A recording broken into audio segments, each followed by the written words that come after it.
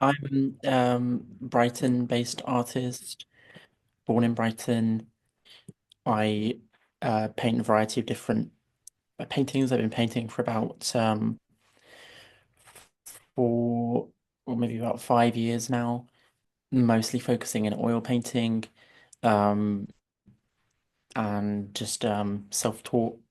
Um, I my sort of main focus is in portrait painting and so on. But yeah, I like being in Brighton because it's got a really nice artistic scene. I I was drawn to portrait painting from GCSE when that's the only sort of real art education I got officially. I made it a bit of a mission of myself to get better at sketching people and getting better at capturing people. Um, and in uni, I tried to do a sketch every single day, sometimes multiple sketches, and I filled up um, lots of sketchbooks, just drawing people. I would sit and draw people on the bus. I'd sit and draw people in cafes without them knowing. I'd draw my friends in uni, and it was always just an effort to just continue to just get better and better at drawing faces and just people in general.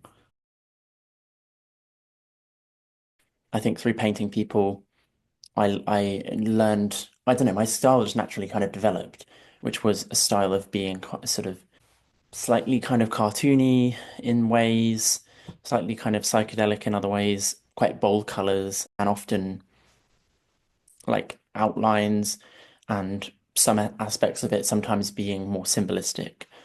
And I think as time has gone on, I think I've been more and more interested in making paintings more like symbolistic and having there be elements of like surrealism and fantastical elements being influenced by various religious imagery.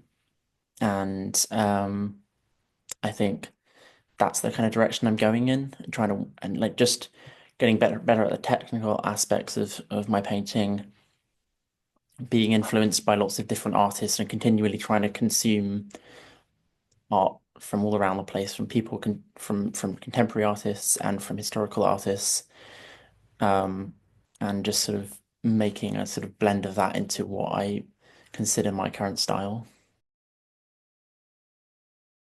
Like I'm very ADHD. I'm very just like, Yeah. oh, I'll start a new painting, and then I ignore the fact that I've got so many other paintings that I have not finished. But um, still, I mean, if I really do focus on a painting, I can get it done in a couple of weeks if I get the hairdryer out and like dry it down. The thing about oils is that it's quite a slow process anyway.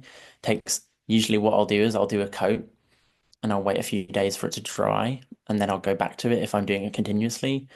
But like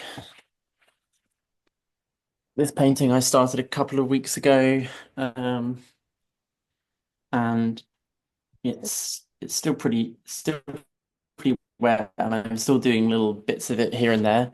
But a lot of the time, um, the process of it drying is also a process of me just working out what I want to do on it next.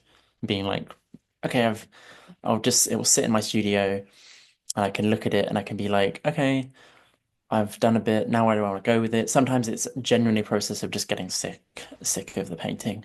And I've like worked on it for a little bit and I'm bored of looking at it and I don't know what to do next. And I kind of feel like I often feel like paintings can be kind of like raising a child, you know.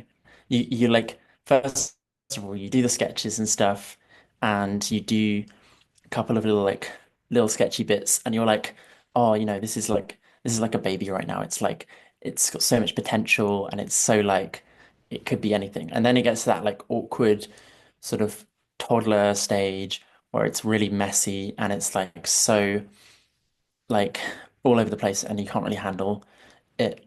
And then I feel like this painting is very much in that like kind of awkward, messy, like toddler stage at the moment. I go through phases of different painters that I really admire. Um, Longtime favorite of mine has always been Gustav Klimt. I mean, he's like so so iconic. I've got various like prints of his around my studio as like inspiration. Like there's this one I really like. Um and like John Singer Sargent, he's like classic Victorian era painter. Like he did it very like very by the books. Like it was very like painting what you saw, but he did it and he does it in such an effortless way that it looks so easy. And always trying to look for female artists in terms of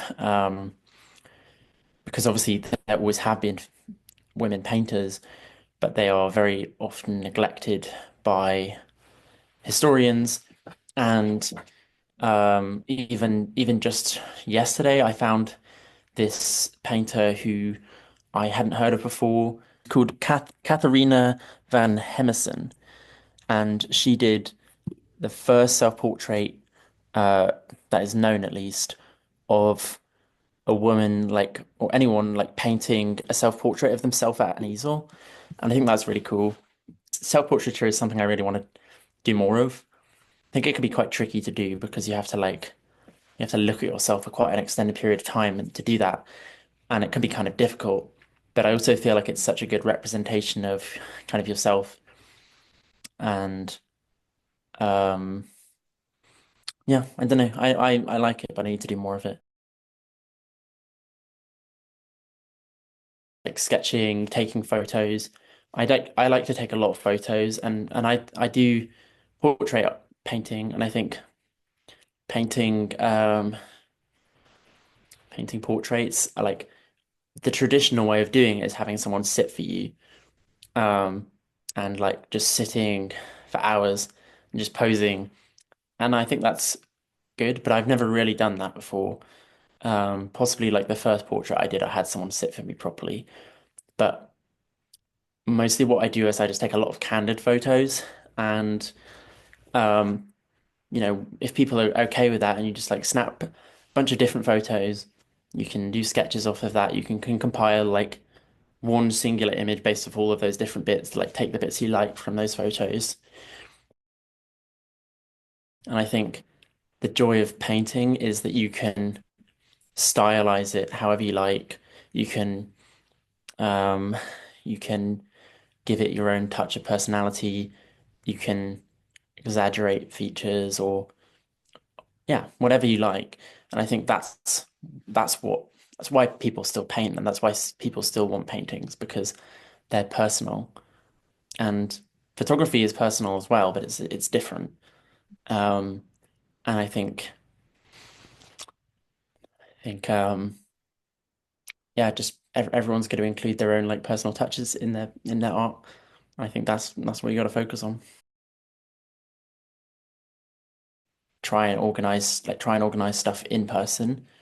Do shows or do performances or do things that get people in person because I think that's what connects people and people have a real craving to do stuff that's in person, that's real and is isn't on social media or the internet in general.